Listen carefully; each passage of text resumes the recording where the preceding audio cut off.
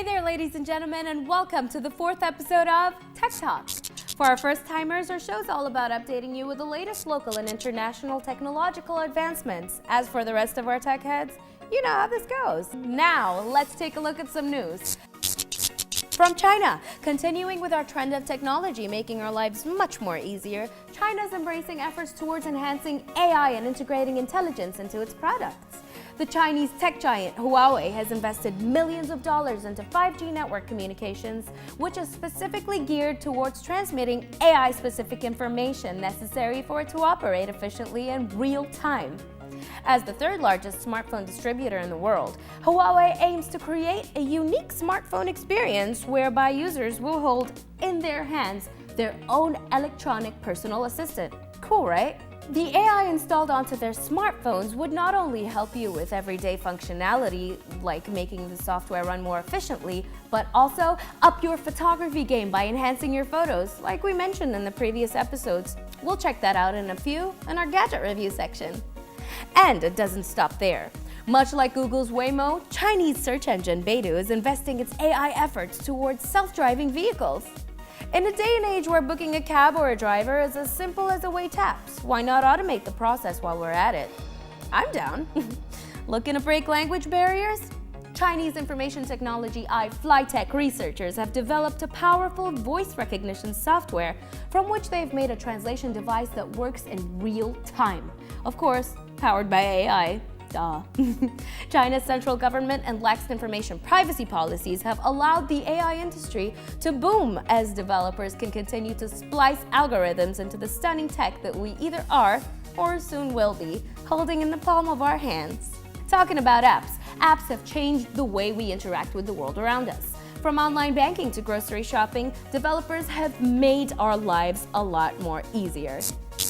Islamic GPS is designed to help Muslims find mosques no matter where they are in the world. That makes it the perfect travel companion for the more adventurous among us, who are all probably too familiar with struggling to find a spot to pray at.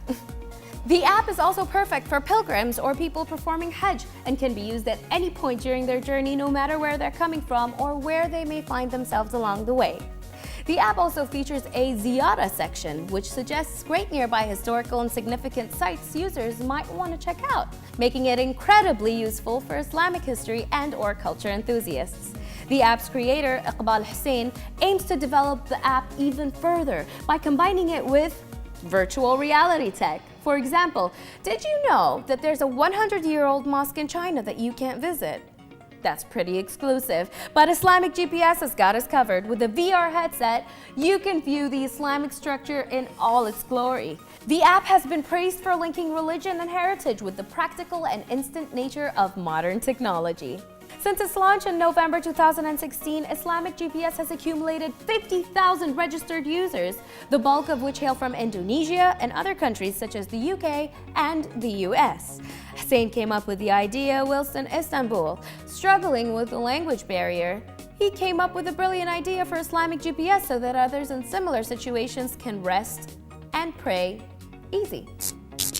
3D printers created quite a bit of hype when people knew that they could make action figures of themselves. But Copenhagen-based 3D Print Huset wants to demonstrate the constructive capability of 3D printing, making a uniquely shaped building of less than 50 square meters, the first of its kind in Europe. The rippling round walls of the small office building was constructed by a concrete oozing print head attached to an automated 3D moving frame. It has absolutely no straight lines. Crazy, right? Even crazier, the building was printed in 50 hours. Over the course of a couple of days, sure, but still, only 50 hours to make a whole new building. Print Huset is hoping to inspire architecture to take a more organic and interesting route by diverging from typical straight lines. 3D printing capabilities give architects and builders more control over the kinds of shapes that they want to integrate into the building designs. Power to you, Print Huset! Wouldn't mind a little more variety in skylines across the world. Best of all, this process is much more environmentally friendly. That's right, most of the concrete fed into the machine is made from recycled materials from other construction projects and reduces the amount of waste left behind after construction, as the printer prints out exactly what is needed. No more, no less. Interestingly though, it is Dubai that is home to the world's first fully functional 3D building. Unveiled in the summer of 2016, the building was supposed to mark the UAE's dedication to making itself a technological hub by 2030. So far, the traditional construction workers have been happy to welcome 3D printing in the building, at least in Denmark. And we're back, ladies and gentlemen. We've reached our info segment. Here in our studio, we have the very own operations manager of iMachines. Hi, Bino. Thank you for bringing us here, actually. Why is it the only and the best curated platform to download apps from? Well, I think that's a very important question, and a fact that a lot of people don't know is when you want to download an app, you tend to go to the App Store on the iOS or the Apple platform, and you go to the Play Store on the Android platform. The beauty is every application which is done by 1,000 odd developers, thousands or probably even millions of developers today, can write any kind of code on their device, and as a user you don't know what's actually on the code. All you realize is you download an app and you end up using it. But the biggest problem is I used to be an Android user, and when I used to download an app, which used to probably be a game, one of the challenges I used to notice while installing it is it'll say it wants to access your call logs, it wants to access your messages, it wants to look at your photos, and it's only when you accept that you can install that application. And the problem with that is if I'm installing a game, why would they want to look at my call logs? Or why would they want to look at my messages? And that's because the developer is kind of writing code and taking that information off you. Now, when it comes to the Apple platform, it's very different. Whenever a developer writes the program, sends it to Apple to put it on the platform for consumers to download, Apple goes through each line of code to see if it is doing anything beyond what it's supposed to be doing. So if it's a game, there's no reason why it should be looking into your call logs. There's no reason why it should be looking into your pictures maybe, and things like that. So as an Apple user, you can be rest assured that you're on a secure place, your personal information is not going up. All right, Bino, tell me a bit about the apps that we take for granted, because I know that there are certain apps that we use on a daily basis, but we don't really know the functionalities of it.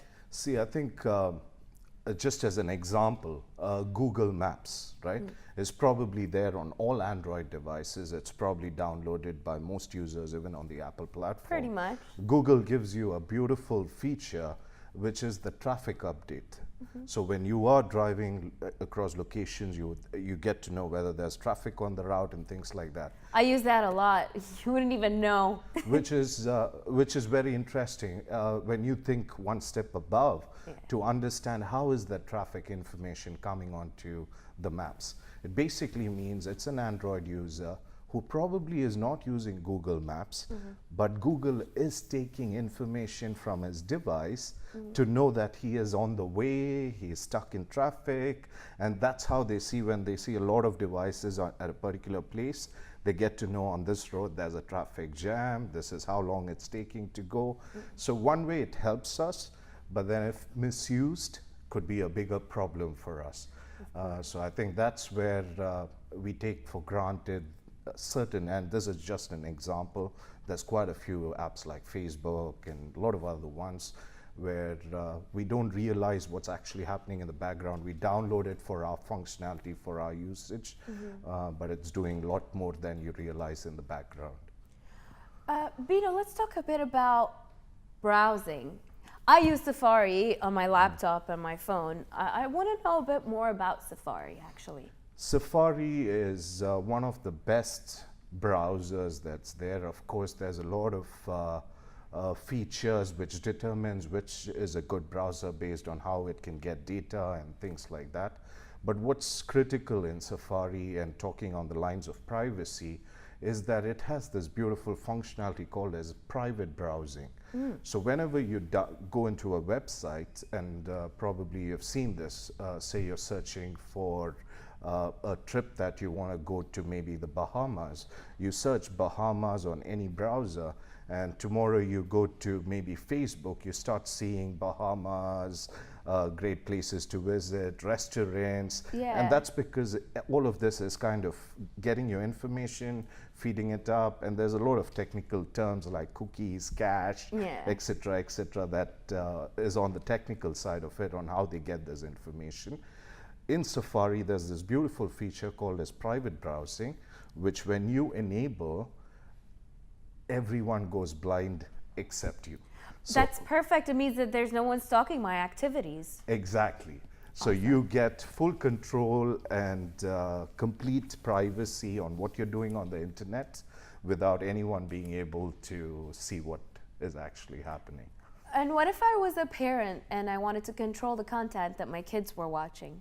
There is, again, I think that is a big concern on what you want your kids to be able to do on the device, what they can see or when they browse, or what they can control. And I think Apple has given this beautiful couple of functions. One is called as restrictions.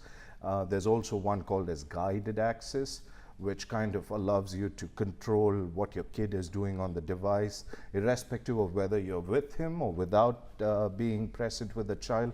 Monitor and control exactly what's being done on the device. Moms and dads, you're safe. Absolutely. Binu, there's also another subject that I wanted to talk to you about, because I'm an iPhone user and I lead a very active life, so I usually break my screen a lot. Once I called the iMachine's office, and they said that, because I wanted to buy a screen, and they said that there were no screens available.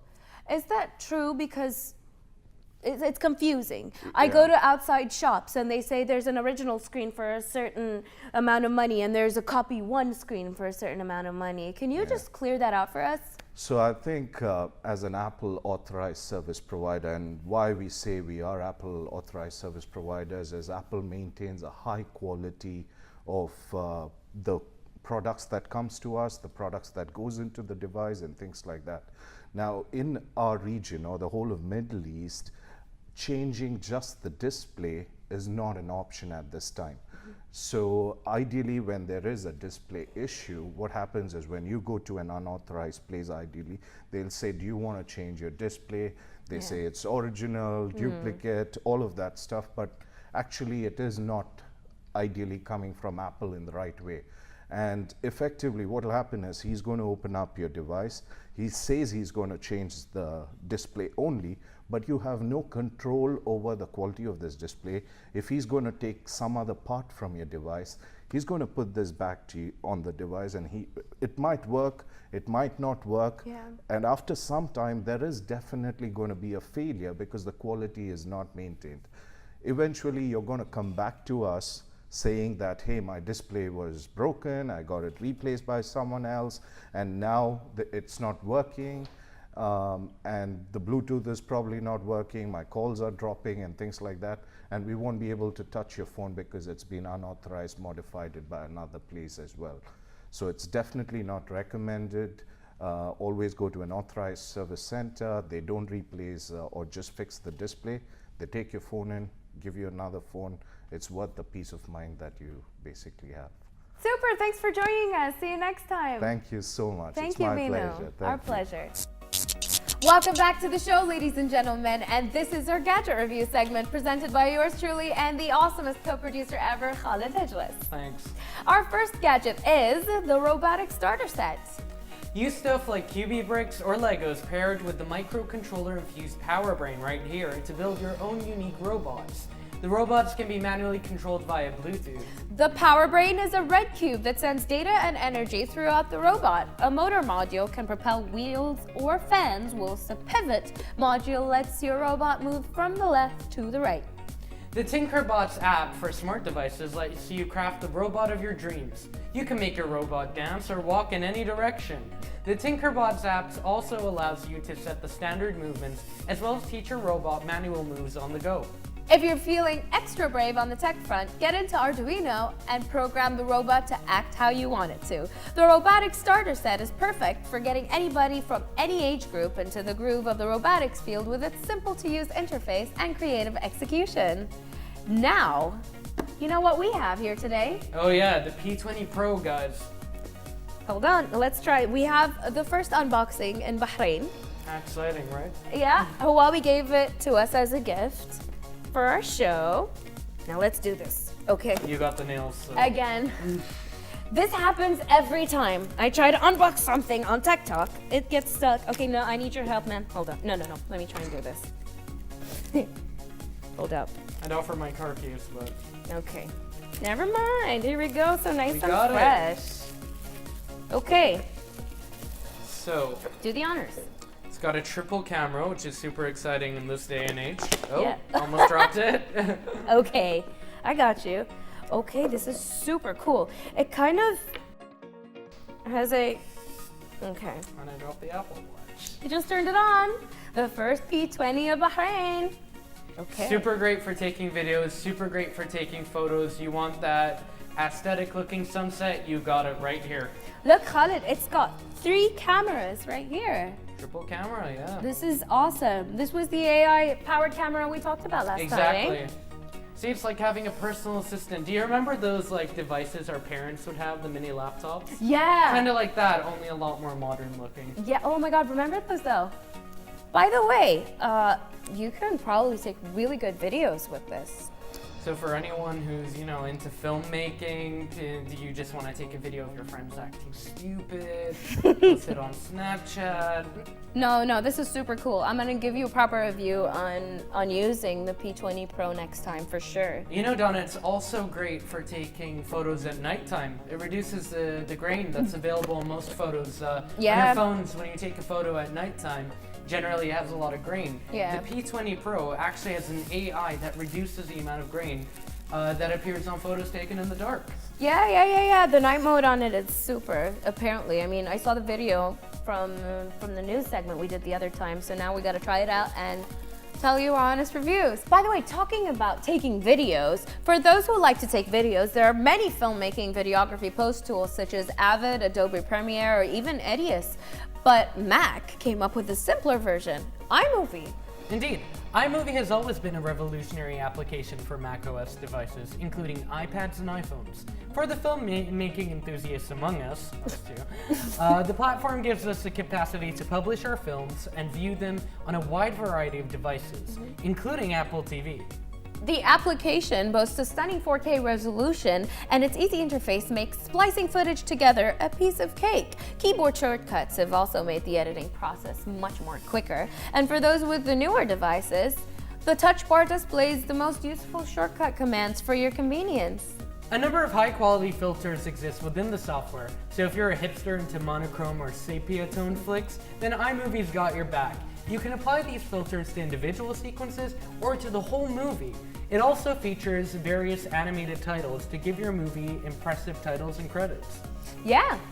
And you can even fool your friends into thinking you're somewhere exotic or on vacation in Barbados with a built-in green screen effect. A split screen effect also gives you the capability to show 2 film sequences at the same time. Great for any of us reporters out there, and wink. Oh yeah, and you can even adjust the speed of your footage, fast forward or slow-mo to your heart's content. iMovie also gives you control over the audio, like any other editing program. You can use the music and sound effects provided to even record your own voiceovers if you like. It depends on you and your movie. Well, that's convenient. Speaking of convenience, you can share your movies through social media platforms such as Facebook or iMessages to see what the squad thinks. The program's perfect, and it's the perfect tool actually for movie makers, giving you all the tools you could ever ask for in a neat little bundle, easy to publish and ready for everyone to see. That's all for tonight, ladies and gentlemen, and thank you once again for tuning into our show. See you next time on Tech Talk. This was Dana Salem And Khalid Hijris. for Bahrain International TV.